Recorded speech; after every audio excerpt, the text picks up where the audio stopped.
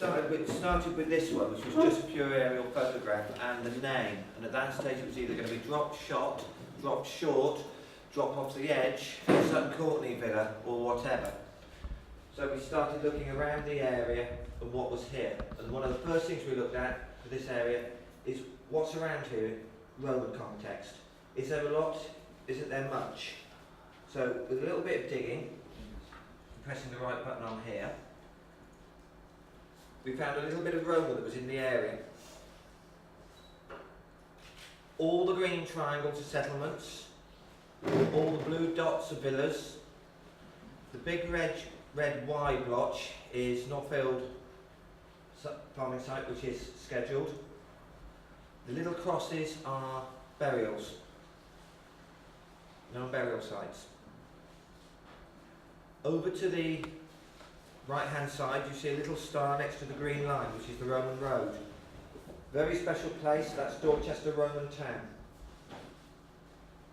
Over to the top left-hand side, Frilford, where the other Roman road is, you've got Frilford, another small Roman community. And that's what we based everything on, starting then. We looked back to the prior to Roman, couldn't really find a great deal, except just down the road there's a lovely council depot that the council built on, that had Bronze and Iron Age. We then moved forward to Anglo-Saxon times. And just can you tell us how you managed to track down where the reports were? There was a dig here in when? 1966. Good. And no reports, apparently no photographs. How did you manage to find that stuff? Right, with the help of a gentleman contact who sat over there, Sir Thomas, he put it on to lead with William Wimple, who's a PhD student who's investigating the whole area.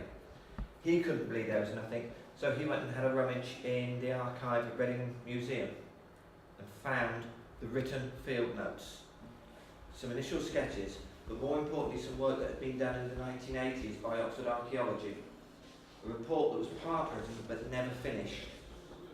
The photographs aren't back at Reading Museum, no one is sure where they are, but one of the people that worked on that report in the 1980s may know where they are, along with a site plan, which for us is the key, because at the moment all we've got is trenches, pictures of trenches, where they go. Do you want to bring that villa picture up, Tim? Which were? The one where you drop the villa on top of this. Oh yes, yeah. The villa plan.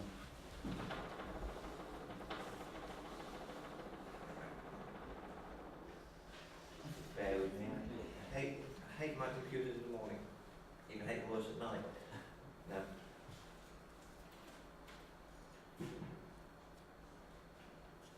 I'll cheat. There's an easier way of doing this. We can't find them. I'm going to find them in the report that you've written. Speed read. Yeah. Okay. The top one of those two is an extract from the original drawings that were made. The ones at the bottom are the ones that what Oxford Archaeology reinterpreted them as and smart so they were more readable. They then, William very politely, laid them on to the aerial photographs. Now that location is quite conjectural. I'm not sure that either John or I or Paul would totally believe the location of that structure on there. So that's something we're going to have to verify by doing radar and various other things with John. It's a critical bit of the decision about where that sits. And so that's why we need his report and why we need the surveying thing to see how he positioned that. Was he taking measurements off the road or a field boundary, or did he just sort of do it by eye? But you can see that that is the point where we're going to have to start and combine that with John's geophysics. Very much so. And then as I say, we move through to the Anglo-Saxon to come more up to date as to what was going on. And one of the key things that we found out was that in 688, King Inny, who became King of Wessex, sold quite a lot of land in this area to Abingdon Abbey, so he could keep it, basically, his patch of ground. That was then sold in 801 by the Abbey for a trade of land up near themselves, a whole island up there, to keep the area a royal ville, to keep it a royal, special. And that carried on right through to Henry II.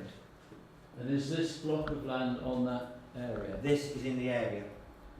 So this is the land that's being talked about. This is the land that was kept so that people could forever have it. Up to Henry II, it was royal.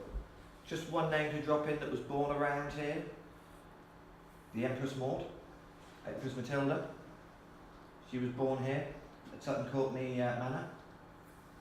Debatable whether it was in the Undercroft or Overcroft.